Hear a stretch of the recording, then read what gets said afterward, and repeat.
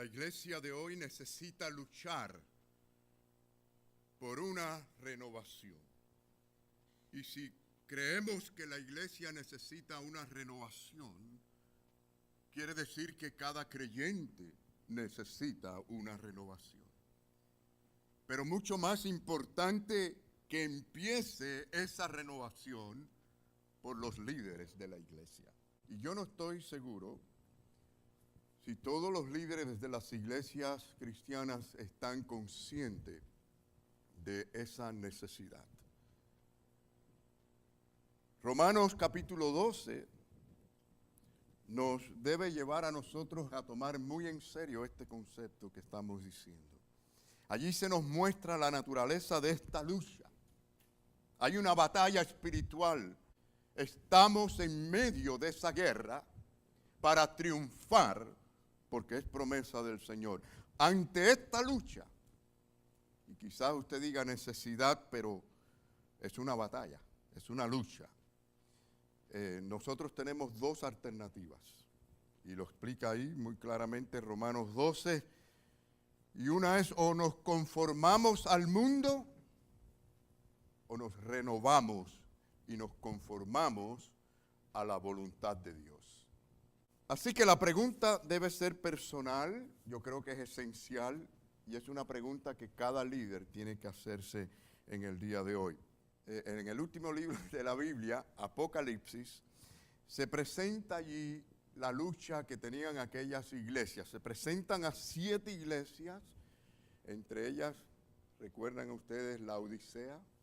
Hace tiempo hablamos de las iglesias, ¿no? Se le exhortaba a decidir. Tenía que decidir entre estar frío y caliente porque estaban tibias. Y al Señor no le gusta lo tibio. Porque ni eres frío ni caliente, que dijo el Señor, te vomitaré de mi boca. Y la lucha es entre esa frialdad, tibiez o caliente. Así que mi querido hermano, mi querida hermana, es una pregunta que arde hoy, que yo creo que debe de ser importante en cada uno de nosotros. ¿Qué vamos a hacer? ¿Qué vas a hacer con la iglesia al renacer? ¿La abandonamos, la atacamos, la criticamos, la ignoramos o la estimamos y la cuidamos y tomamos parte en esta obra que Dios ha puesto en este lugar, reconociendo que nos ha llamado a servir en este lugar? Jesucristo vio a aquellas 7 iglesias, mis queridos hermanos, que estaban en peligros. Y Él, quien es la cabeza de la iglesia, es decir, y quien tiene toda potestad, porque Él dijo, toda potestad me es dada en el cielo y en la tierra, no la abandonó, no la atacó. ¿Qué hizo Jesucristo? Jesucristo le instruyó y la guió y trabajó con ella. La palabra de Dios juega un papel extraordinario para guiar, enseñar, dirigir a las congregaciones y a las iglesias. Y le habló a aquellas iglesias para que estuvieran limpias, para que fueran fortalecidas y fueran glorificadas. ¿Hay iglesias perfectas aquí en la tierra? Hermano, hermana, si usted espera que la iglesia Renacer sea una iglesia perfecta, usted se va a decepcionar muy pronto. Porque la iglesia perfecta no existe. Ahí, aún esas iglesias, las mejores, vamos a decir, las 2 mejores iglesias de las 7 que se mencionan en Apocalipsis, aún en esas 2 mejores habla de que había quienes mentían, habían quienes blasfemaban. Así que iglesias perfectas no hay. ¿Por qué no hay iglesias perfectas? ¿Saben por qué no hay iglesias perfectas? Porque usted y yo no somos perfectos. Porque estamos llenos de faltas y tenemos que crecer y tenemos que aprender y tenemos que abandonar ciertas cosas, dejarlas. Tenemos que seguir creciendo, no crecer hoy, mañana y cada día en el Señor y en su gracia. Así que había un mensaje de renovación para las 7 iglesias de parte del Señor. Y nuestra oración debe ser, hermanos, pedirle a Dios cada día renovación por nuestra iglesia. En este caso, la iglesia Renacer. Pero quiero decirles algo. El que ore con fe para que la iglesia Renacer sea renovada, si es cierto que tiene esa fe, va a orar para que él mismo sea renovado. Sería un disparate que usted simplemente diga, Señor, trae renovación y avivamiento a la iglesia Renacer, y usted no se incluye ahí. Porque cada uno de nosotros necesitamos ser transformados a la imagen de Cristo cada día. 3 cosas debemos considerar para buscar esta renovación. Y realmente yo consideraría todo este mensaje de hoy como una simple introducción al tema, porque habría que hacer una serie para hablar de la renovación. Pero lo primero que yo veo que tenemos que tener muy en claro es estar consciente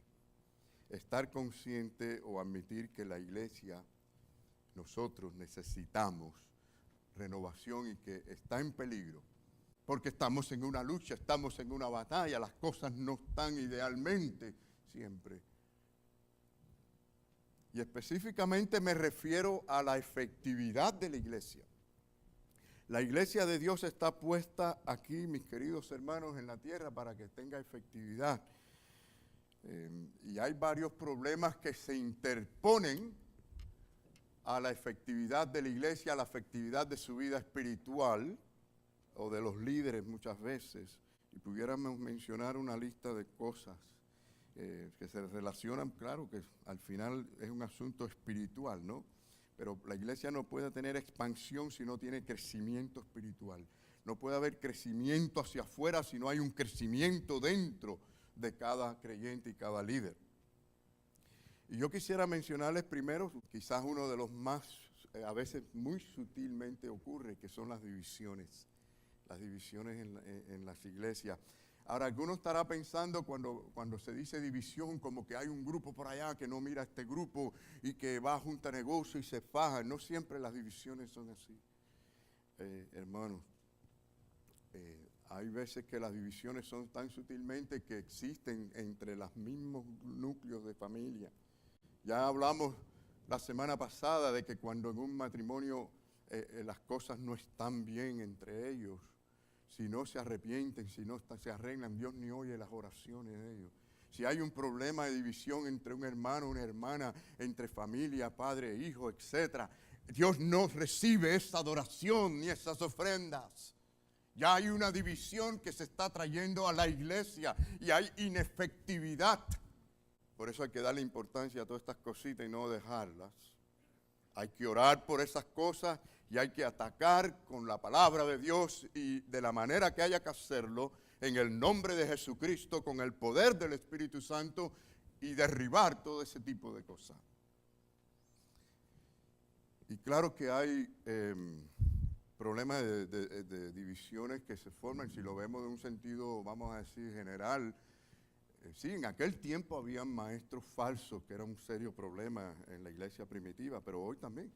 Estamos llenos de maestros falsos por todos lados. Eso es una forma de división, aunque algunos creyentes que salen de estos lugares, muy pocos, y logran encontrar la verdad, pero esto también puede surgir dentro de una iglesia local donde alguien empiece con algunas ideas equivocadas. Y eso pasa, hermanos, cuando la gente no conoce la palabra, no conocen la doctrina y son arrastrados por falsas doctrinas porque mezclan la verdad con la mentira y todo ese tipo de cosas, ¿no? Pero, hermano, el diablo tiene su obra. Ustedes lo saben, ¿no? Están conscientes de que está para devorar, destruir, para hacerle daño a la iglesia. Ustedes están conscientes de eso, ¿no? Busca divisiones en las familias, en los hogares, en las iglesias, en todos lados, que él pueda crear alguna forma de separación. Y por supuesto que la meta de él es separarlo de Dios y de la obra de Dios y de la voluntad de Dios, porque eso quiso hacer con Jesucristo. Y Cristo se mantuvo siempre haciendo la voluntad de su Padre. Sí hay peligro de ese tipo, hermanos, hay que tener cuidado. Algunas divisiones son pacíficas, ¿no? Se crean grupos de favoritismo, actitudes y ciertas cosas. Pero miren, el pecado divide. separa a las personas de Dios. Ya estos son divisiones que existen cuando se practica algún pecado, algún vicio, cuando el Satanás está allí influenciando en la vida de algún creyente. Esto separa, divide y por supuesto lo separa de lo que es el compañerismo con los hermanos y los creyentes.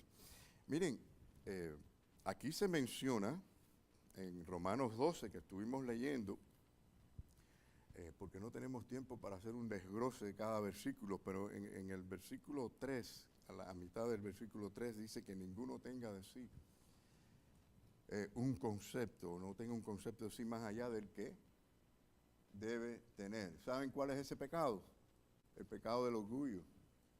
Esto es un pecado tan común que separa a la gente. En vez de la gente buscar acercamiento y servir y amar y hacer la obra que tiene que hacer, pues hay un aliciamiento porque el enfoque es lo que me dicen, lo que me hacen, lo que no me dan. Y eso siempre va a ser un obstáculo, una barrera. Y mientras pensemos así, nunca vamos a crecer espiritualmente. Hace mucho daño. Y él sabe, el enemigo sabe a quién engañar. Pone en conflicto en la vida de las personas la misericordia con la justicia. Pone en conflicto el amor con la verdad, que son cosas que deben de ir juntas, abrazarse, como dicen los salmos, besarse, porque no se pueden separar. Hay personas que creen que son misericordiosos haciendo algo cuando es injusto según la palabra, o creen que están amando cuando realmente lo que están haciendo está fuera de la verdad de Dios, y no entienden estas cosas. Hermanos, con razón Jesucristo dijo en Lucas 11:23, si ustedes recuerdan, el que no es conmigo, contra mí es. ¿No dijo así? El que no recoge, desparrama. Es decir, que no hay un término medio. O estás recogiendo con Cristo para servir y trabajar, o estás en contra de Él sin darte cuenta. Por eso es que el Señor detesta la frialdad. Por eso le habló duro a aquella iglesia tibia. Porque ni eres frío ni caliente. Y como hay gente tibia en las iglesias, señores, hay mucha gente tibia. Háganse la evaluación, examínense y díganse, yo estoy caliente. Algunos tendrán que decir, bueno, yo estoy frío. Otros dirán, bueno, yo estoy tibiecito. La diferencia, ya lo explicamos, que el problema del tibio es que le es muy difícil darse cuenta de su condición. El frío por lo menos sabe que está bien lejos y en un momento dado puede recapacitar porque ve el contraste más claro. El tibio es el que está ahí y no está y se cree que es parte de y no está haciendo realmente. Es un peligro, hermanos, es uno de los peligros que estamos mencionando aquí para que lo tengamos en cuenta, ¿no? Pero Dios nunca quiere divisiones de ningún tipo. Y dicho esto, hermanos, tenemos que decir con toda claridad que el agente unificador es Jesucristo por medio del Espíritu Santo. Si de verdad estamos en el Espíritu, andamos en el Espíritu de Dios, Él unifica, eso no falla. Él no nos falla. El Espíritu Santo une a los creyentes cuando andamos en la luz, pero cuando hay tinieblas es cuando empieza a haber las divisiones. Consideremos el peligro de la inconsistencia. Es un gran peligro, déjenme decirle, un gran enemigo. Un gran enemigo. ¿Qué creen ustedes? ¿Cuánta gente dejan de ser consistentes, hermanos? ¿Cuánta gente no son consistentes con el llamado? Ni tan siquiera con la vida normal cristiana. Otros con sus cargos no son consistentes. Y dice la palabra de Dios en el Romanos 12, versículo 1, hablamos de que tenemos que presentar nuestros cuerpos, ¿cómo? Como sacrificio, ¿qué? Vivos, no muertos. No como que estamos moribundos. Vivos. Y agradable al Señor. Que sea agradable. Y entonces la inconsistencia va en contra de de ese versículo, es un pecado en contra de ese versículo. Sea lo que sea que hagamos, servicio, los talentos que, incluso en el dar el diezmo, la ofrenda, en la asistencia, en todas las cosas debemos ser consistentes. ¿Ustedes conocen a alguien que ha tenido éxito haciendo algo que no ha sido consistente? Esto yo creo que es un principio que todos entendemos, ¿no? Si usted quiere llevar a cabo algo, tiene una meta, y usted no es consistente, yo le prometo, le garantizo 100% que usted no va a triunfar haciendo eso. La inconsistencia es un gran, no un pequeño, es un gran enemigo del éxito. Y a veces no entendemos muchas cosas, y a veces le pedimos a Dios bendición, bendición, bendición, pero no somos consistentes. Y nuestros hijos lo que ven en nosotros es la inconsistencia. Y todo eso tiene un precio después que se paga. Dice la palabra de Dios en Lucas 9:62. Dice que ninguno que poniendo su mano en el arado mira atrás. El que mira atrás, ese no es digno, dice la palabra, del reino de los cielos. No es digno. Tenemos la forma de vida delante de nosotros. Está todo marcado en la palabra de Dios. No hay excusa. Tenemos todos los recursos a nuestro alcance para tener éxito en la vida cristiana. Y bueno, tenemos el peligro también de la improcedencia, que todo esto se une como una misma cosa, ¿no? Por ejemplo, si nos preocupamos mucho, usted se preocupa mucho por los programas de la iglesia, incluso asistes a todos los programas de la iglesia, pero no se preocupa por nadie ni por la gente. Eso es una forma de improcedencia. O sea, no terminamos el proceso como debe ser, no llegamos a donde tenemos que llegar con toda la obra que hacemos. Por ejemplo, si usted se interesa en venir y participar en los programas, pero de allí sale conforme entra, fue improcedente.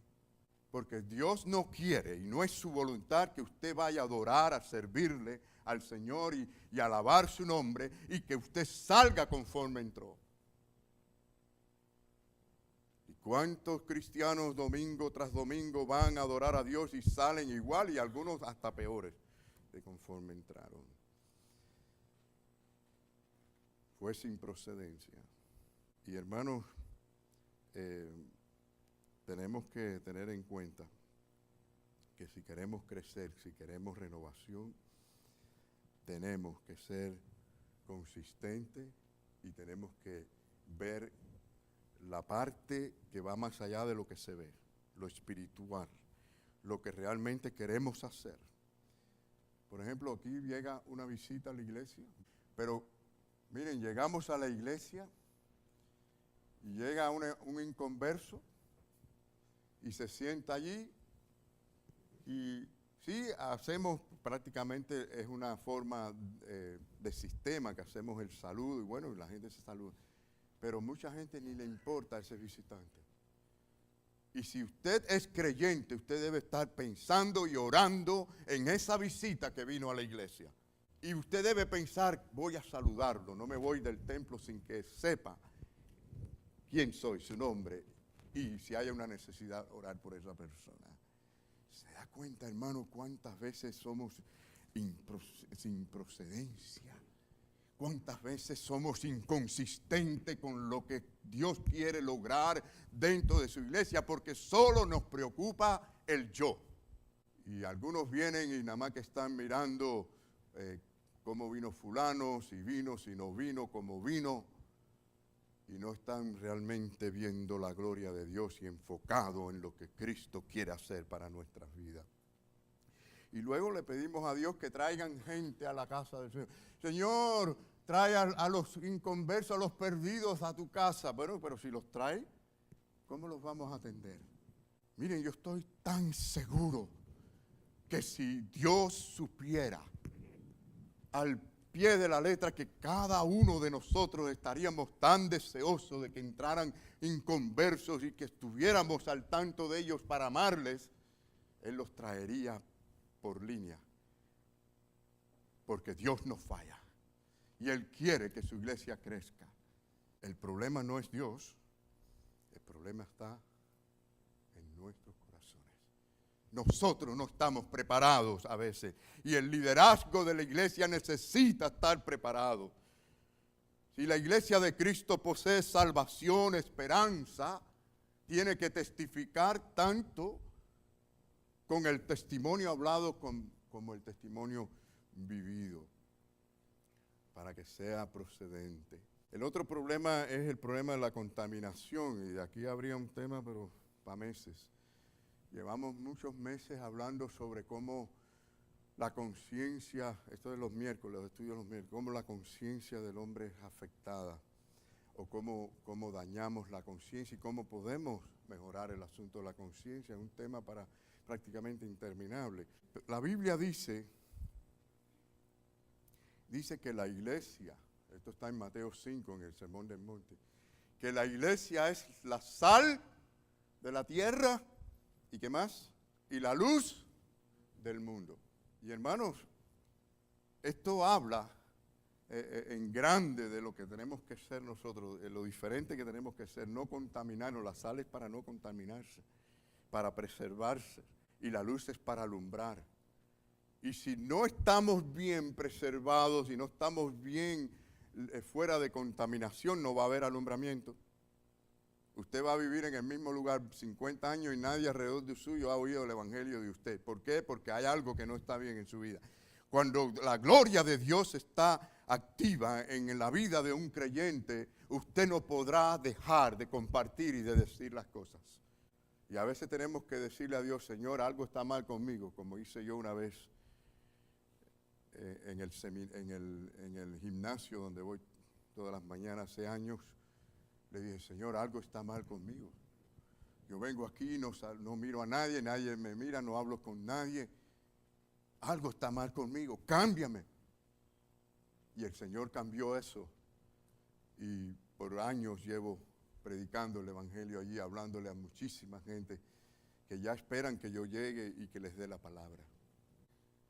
Hay que pedírselo a Dios, pero hay que tener conciencia, como dijimos al principio, ¿verdad?, de esta situación. Bueno, Romanos 12, el primer versículo, habla precisamente de presentar vuestros cuerpos también santos. O sea, sin contaminación. Dios es un Dios santo y Él llama a su pueblo a que sean santos, porque Él es santo. Y estamos viviendo en una sociedad llena de corrupción. Ustedes lo saben, ¿no? Y si han estado al tanto de la política, se han dado cuenta hasta dónde llega eso, ¿no? La corrupción está por todos lados. El pecado, la inmoralidad, todas estas cosas, hermanos, muy poca santidad. Y cuando hay poca santidad en la vida de los creyentes, hay poca efectividad. Hay poca efectividad.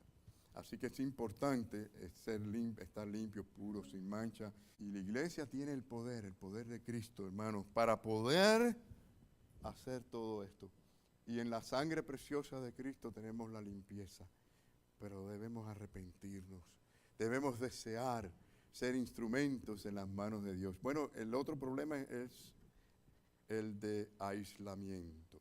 Simplemente significa que no podemos cooperar con la iglesia, ayudar a la iglesia al crecimiento si estamos aislados de ella y si estamos fuera del programa verdadero para prosperar espiritualmente.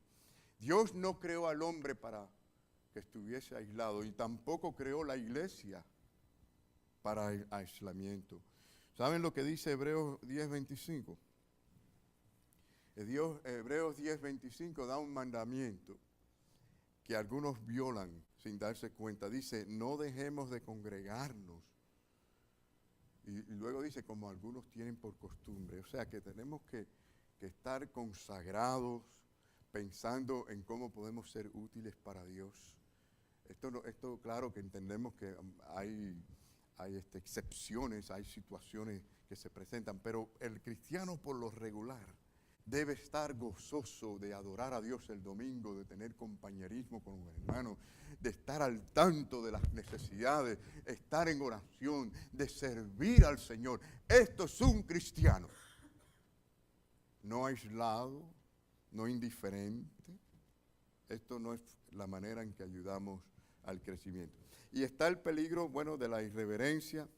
Nosotros tratamos de tener bastante reverencia en nuestra iglesia, yo creo que ustedes lo saben, pero se presentan en muchas iglesias muchas formas de irreverencia. Ustedes saben lo que dice Habacuc 2:20. Mas Jehová está en su santo templo, calle delante de él toda la tierra. Esto habla de reverencia. Esto no quiere decir que no digamos una palabra en todo el culto. Esto lo que quiere decir que tenemos que tener reverencia.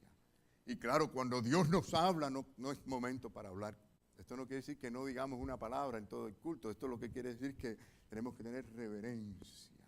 Y claro, cuando Dios nos habla, no es momento para hablar. Sí podemos decir un amén, podemos decir un gloria a Dios, un aleluya, pero no es para conversar, sino para oír a Dios. Y bueno, hay iglesias que parecen un club de compañerismo, un lugar de fiesta. Y hermanos, si nosotros nos gozamos en venir aquí, es una celebración de la resurrección de Cristo.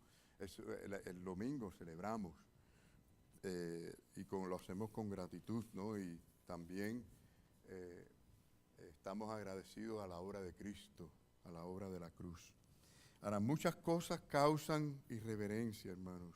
Muchas cosas causan irreverencia en la iglesia. Hay quienes son irreverentes con la música. Hay iglesias que, en la manera que usan la música, yo creo que es irreverente. No tienen en cuenta a Dios. Entonces tenemos que tener cuidado de no ser un instrumento para el mal. Tenemos que tener mucho cuidado con esto, porque está la presencia de Dios. Nosotros sabemos que Dios está en todos los lugares, ¿verdad? Pero cuando hay algo especial. Cuando nos unimos como congregación para adorar a Dios, hay algo especial. Y debemos sentir la presencia de nuestro Señor. Ustedes saben que cuando el profeta Isaías vio la presencia de Dios, se vio pecador y dijo, ¡ay de mí que soy muerto! Yo estoy seguro que muchas de esta gente caerían así como muertos y dirían, ¡ay de mí! Si la presencia de Dios se manifestara de una manera visible y literal. Bueno, hermanos, vamos a continuar quizás en otra ocasión a hablar sobre estos puntos. Ustedes tienen allí algunos pasajes bíblicos y algunos temas. Me hubiera gustado tocar todos estos puntos, pero el tiempo se nos va. De cualquier manera, quiero decirles que el tiempo es corto. El tiempo es corto. Vivimos una sola vez el tiempo que Dios nos ha dado. No lo perdamos. Valoremos las cosas de Dios, valoremos sobre todo su palabra, valoremos el tiempo que Él nos da para que podamos servirle al Señor con amor, con gozo. Pero debemos de hacer 3 cosas muy importantes: humillarnos, arrepentirnos y obedecer al Señor.